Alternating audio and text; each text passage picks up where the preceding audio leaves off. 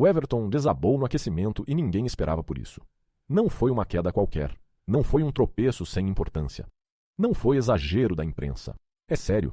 Nunca se viu algo assim há menos de 3 meses da estreia do Brasil, na Copa de 2026. E tem um detalhe que a CBF ainda não confirmou publicamente, mas que circula nos bastidores com força total.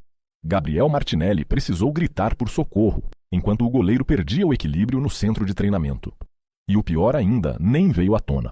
Nos próximos minutos você vai entender exatamente o que aconteceu e por que isso muda tudo para o Brasil na Copa.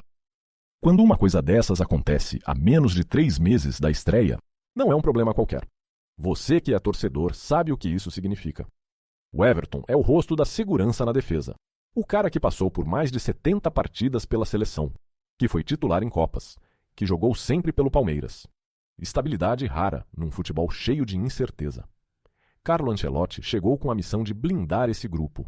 Preparação rigorosa, comissão técnica de respeito. E aí, de repente, o homem que era considerado intocável na meta desaba durante uma atividade de rotina. O vestiário congela. E os bastidores disso são piores do que parece. Mas para entender o tamanho disso, a gente precisa voltar alguns dias. O Everton vinha em baixa há semanas no Palmeiras, antes de se concentrar com a seleção. Questionamentos sobre idade, sobre peso, sobre resistência já circulavam em grupos de torcedores e entre especialistas. Nada oficial, mas aquele murmúrio que você ouve e sente que tem algo. A comissão técnica não havia comentado nada publicamente. Mantinha o discurso tranquilo. Preparação normal. Tudo sob controle. Pressão silenciosa, sabe como é. Porque escolher entre o Everton e Ederson é política. Continuar com o veterano que conhece bem ou apostar na renovação com o goleiro que vem crescendo na Europa. Qualquer sinal de fragilidade do titular abre flanco para debate dentro e fora da delegação. E foi aí que tudo desandou. Durante a atividade técnica de aquecimento, segundo relatos de quem estava no treino, o Everton começou com movimentos lentos, hesitantes. Gabriel Martinelli, que fazia passes para ele do lado esquerdo, percebeu na hora. Os movimentos do companheiro ficaram estranhos. Faltava coordenação. Faltava a presença de sempre. O Everton tateou o ar buscando equilíbrio. E foi nesse momento que Martinelli gritou. Gritou alto. Gritou com pânico real. Médico! Médico! A voz foi o suficiente para virar cabeças no campo inteiro. Outros jogadores pararam. Tudo parou.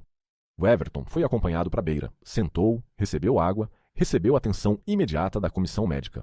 E então veio o silêncio. O silêncio no campo quando todos sabem que algo errado aconteceu. A atividade continuou, mas ninguém focava mais no jogo. Os olhos estavam na barraca médica, naquele ponto do horizonte onde o Everton estava sendo avaliado. Fontes próximas à delegação garantem que o episódio levantou questões imediatas sobre a condição cardiovascular do goleiro, sobre a preparação física, sobre sinais que teriam sido ignorados ou minimizados nas últimas semanas. Nada havia sido sinalizado antes. Nada. E de repente, você tem o titular colapsando em treino.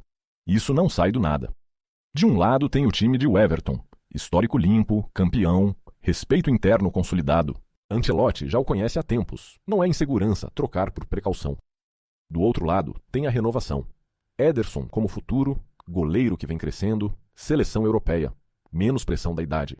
E um episódio desses que abre brecha para dizer que sim, talvez seja a hora de fazer a transição. E no meio tem todo o resto do vestiário, que não se posiciona publicamente, mas que sente o clima ficar tenso. O medo infectar o ambiente. E calma, porque o detalhe mais polêmico eu deixei para o final. As reações começaram na hora. O vestiário em pânico contido. Ninguém sabia o tamanho real do problema, porque nada havia sido confirmado. A comissão técnica se reuniu em privado para definir os próximos passos médicos e laudo. A CBF não se pronunciou, manteve silêncio total até ter informação concreta. E enquanto isso, a torcida nas redes já explodia especulando lesão grave, colapso cardiovascular, risco de vida.